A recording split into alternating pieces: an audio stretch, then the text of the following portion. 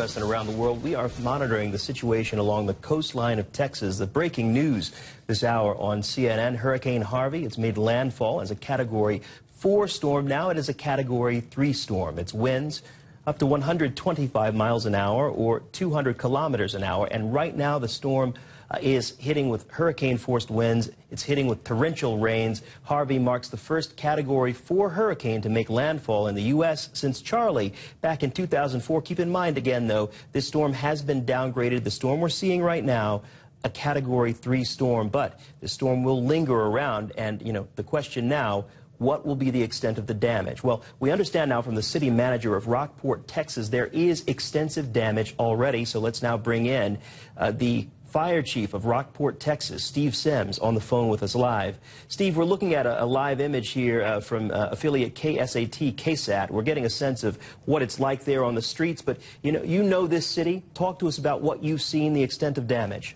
Well, as being a firefighter, of course, right now we're still bunkered down in our station. We still have hurricane force winds outside. But we do know we have significant damage throughout the area. We are inundated with calls with people needing help, but we're waiting on the weather to allow us to do it.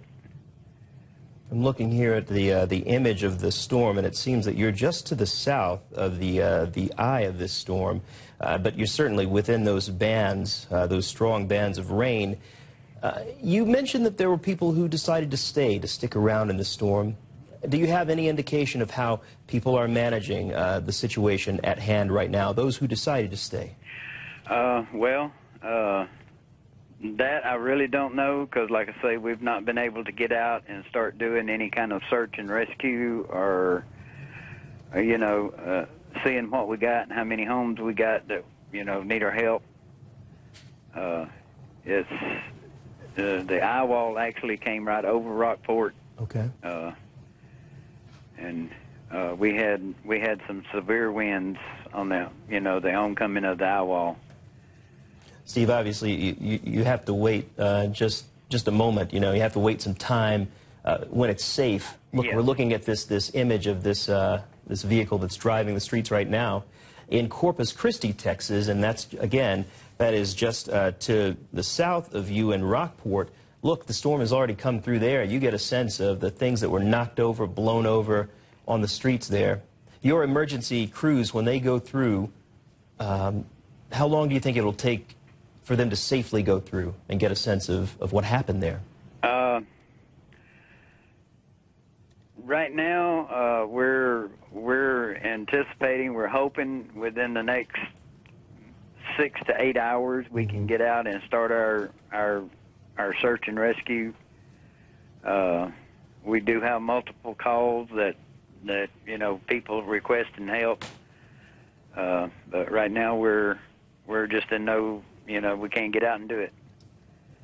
Well, Steve, of course, we wish the very best for you, for the emergency officials there on the ground, for the people who decided to wait this storm out, and we'll stay in touch with you as you and your crews learn more about what this storm has done there in the city. Let's switch over now to our national correspondent, Martin Savage. Martin is in Corpus Christi, Texas this hour. And Martin, I'm looking at the radar here. It seems that the bulk of the storm just a little bit to the north of you now, but you have certainly experienced a great deal with this storm passing through. We have. We still are. I should point out, out of us here is really fooling you, because on the side of this building, it's a very large hotel, it is still in this area. I mean, I wouldn't be able to stand up on the other side of this building. So that's the false impression you get. We took a little foray down to the side of the building here, and you literally get knocked off your feet. That's how intensive the hurricane force winds are. And we say that this storm has been downgraded to a Category 3. Ashore as 4, it's a 3 now. Remember, Katrina was a Category 3, and that killed over 1,000 people. So This storm by no way has become less dangerous or in any way has slackened off as far as the potential to kill and cause harm. it is still very much a huge and dangerous storm. So don't let this kind of image here, because I'm in the lee of the building, the shadow of the wind, fool you. On the other side, it is madness, it is mayhem, and it is still potentially deadly, even inside of this city. Now, when you start talking about phase, the fire chief is hunkered down there with all their emergency responders because the storm has, and it died down when the eye went, but now they're on the backside of the storm with just as fierce, if not worse, but magnify all the debris that's been caused as destruction. You can see why it'd be a maelstrom, and it would be almost suicidal to try and go out there. And think also of their position. They're in the emergency center. They're hearing these frantic calls for help coming in for their community, and they know there's nothing they can do at the moment. They have to wait for daylight, and they've got to wait for things to subside. The only problem is we may still be in hurricane force winds 12 hours, maybe even 24 hours from now. And we haven't even started to talk about the rain. Feet of rain that should follow after the devastating winds. Quite frankly, it's a 1-2 punch of a storm we have not seen for a long, long time, George. And again, I don't want to give anybody the false impression that just because it's gone from a 4 to a 3, things are not. It's extremely dangerous, Texas. George? Martin, it's so important to point that out. Yeah, we see your image, and I understand what you're talking about. You're on one side of the building. This storm's certainly raging on. You know, I'm looking at the radar, and yeah, you're within the bands of the southern bands of that storm. And look, we're getting an image as you were explaining the situation there, Martin. We were looking at the situation from a dash camera from affiliate KSAT in Corpus Christi, Texas. And yeah, you've seen things blown over, knocked over on the road. So yeah, this storm certainly still bearing down in that part of the state. Let's now bring in Nick Gignac. He decided to remain in Corpus Christi to ride the storm out. Nick is live on the phone with us this hour. Nick, I just want to ask you, first of all, what the experience was like. I mean, we are thankful to be chatting with you here to get your assessment of what happened. How intense was this storm when it came through?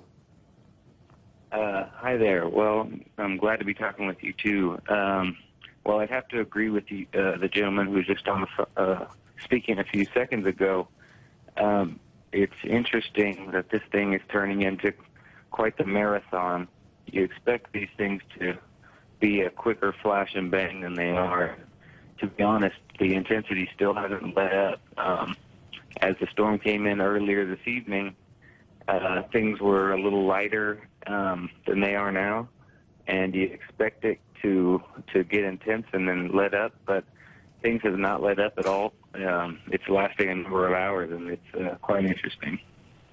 Nick, talk to us about the decision that your family made to stay there. How did you reach that conclusion? I mean, you know that city, you know this area, and I'm sure you've seen your share of storms come through. How did you reach that decision? Well, yeah, it was a tough decision. Actually, probably the majority of my friends and family have left town. Left town as early as Thursday. My children actually were able to leave town with their mother. However, I happen to have a mother who had a surgery on her neck scheduled for a number of months on Thursday. So she was in the hospital on Thursday. And interestingly enough, the hospital was evacuated Friday morning. She was due to be discharged, but she was not in shape to leave the city. So me and a few other of my family members were kind of obliged to stay here and make sure that she was taken care of. And again, you know, we have been through a number of storms here. We knew this was going to be a big one, and the intensity and duration was going to be longer than before. But we were privileged enough to be in a home, although close to the water, that has survived a number of these storms. We had the correct, amount of protection on our windows and things like that, and we kind of prayed for the best. Although we're hearing rumors of quite a bit of damage happening around us. You know, Nick, the word from officials is always to get out of those areas. It's to evacuate. But as you point out here to our viewers, these are very personal decisions, and you have, you had a lot on the line there. We're just thankful that you and your family are okay. Thank you for being with us this day, and we'll stay in touch with you as we continue to keep up with what this storm is doing. Thank you, Nick. Thanks a lot. Thanks for having us. You're watching CNN News, continuing coverage of the storm that's hitting South Texas. Stay with us.